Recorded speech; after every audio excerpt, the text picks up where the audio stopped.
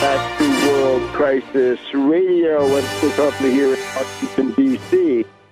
Now, remember, the main thrust of my economic program does not really involve tax increases on anybody. And concerning those high-end earners, the people over $250,000 or over $1 million, they claim to be job creators and they want tax relief. That's fine. This is a good thing to do. The only thing is, if you're a job creator, you should prove it. We trust, but we also verify. What we need is something like a job creation tax credit, which would simply say, present the documentation from a company or some other, IRS form, a little bit of bureaucracy, but easy to do, big tax relief coming your way if you do it. They won't complain.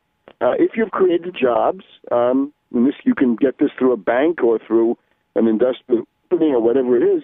If you've created some jobs, prove it, and you will get a hefty, generous tax rebate. You will get a tax credit on that. Similarly, though, if you've destroyed jobs, if you've exported jobs, if you've sent them to the Far East or whatever it is, then we're going to give you a tax penalty. You're going to pay more on the same income if you fall into that group of job destroyers. So the idea that if the people really are job creators, they deserve a better deal on their taxes, absolutely they do. And there's no element of vindictiveness in this. Indeed, you want to be able to show these people that they will make out very, very well. They will do very nicely with ample, comfortable, generous profit margins, provided they do something for the public interest. And since they can't figure this out for themselves, let the tax code prod them and encourage them to do the things we know will lead to economic recovery and job creation. Now, the only thing we can say about this Obama package is defeat it, stop it, vote against it, down, block it, attack it, harass it, destroy it. We've so far got Bernie Sanders of the Democratic Party from Vermont promising to filibuster it. I hope he does it. And remember, don't tell me that you won't accept good from somebody who's not pure and perfect, because at that rate, the world would have been destroyed long ago. And what we do have is Peter DeFazio, really one of the best congressmen that we have these days, and always Marcy Kaptur of Ohio hovering nearby at these press conferences. The DeFazio resolution to reject Obama's sellout, to say no, we will not go along with this, was passed, according to DeFazio, by a large majority of the House Democratic caucus. Great. There's also the question, of course, of Pelosi. Her normal tendency would usually be to do dirty deals to benefit Obama, to say, well, some small changes have been made. It's not the same package. We can therefore vote against it. If that's the case, then Fazio and Kaptur and the rest of them have to get further than just dump Obama. They've got to get to dump Pelosi. And this is DeFazio is, of course, the group, and Kaptur were the ones who tried to delay the formal re-election and confirmation of Pelosi in her post as the Speaker of the House, and then, of course, the minority leader as of next year. So, House Democrats, save yourselves. Don't go down for Pelosi. Don't go down for Obama. He's an ingrate. He gave you no political cover. He is absolute poison. He will destroy the Democratic Party. He'll do a more thorough job than Carter. If not completely destroyed forever, then destroyed for a generation or two.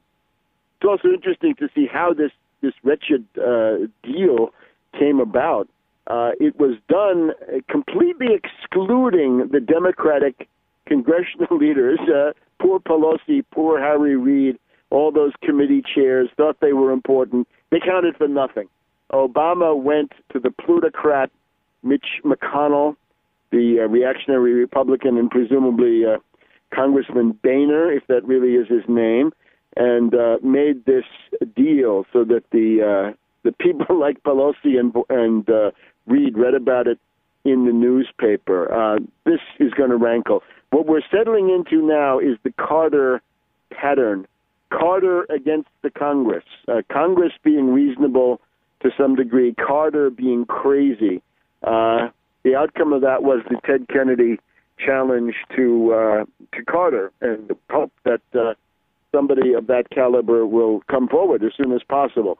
Now, in addition to this left-wing resistance, I guess it's the populist and progressive caucuses to some degree that overlap in this. You've also got a right-wing opposition, and I guess this is Senator DeMint, who says that he thinks this goes too far in the way of spending and increases taxes, so he's going to vote against it. And Senator Voinovich, Republican of Ohio, I think for somewhat more reasonable objections, maybe because it adds $850 billion of borrowed money to the deficit, he's also against it. So we have two no votes on the Republican side in the Senate. It's not going to be easy, but I call for this thing to be defeated.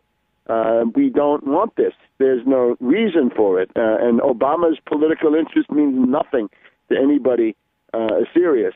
This is the kind of issue over which the Democratic Party could and indeed should split, divide into two.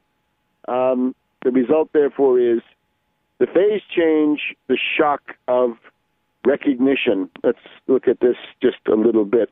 An interesting moment in this was the Olbermann program on MSNBC this past Tuesday evening. A special comment from Olbermann. He says to Obama, "You think that you're going to be reelected with this? Well, Obama, I've got news for you.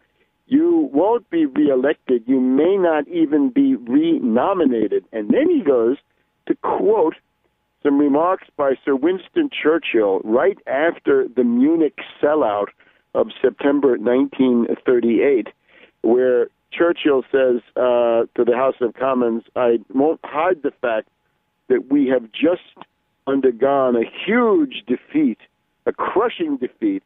The French have suffered even more than we had, and this is not the end. This is only the beginning of a horrible series of these events." So, in effect, he's making some rather interesting comparisons. So, Olbermann has essentially, in a way, rejoined humanity to some extent by turning against Obama. The question is, how far do we go? And let's get on to the point of calling actively for a primary challenge, call for the dumping of Obama, that Obama as president is a catastrophe. Krugman says this is Obama's hostage deal, and we know now that Obama is preparing to attack the mortgage interest deduction and other vital things that make the current situation a little bit more bearable for the American people. It's political suicide. We'll be back in a minute on World Crisis Radio.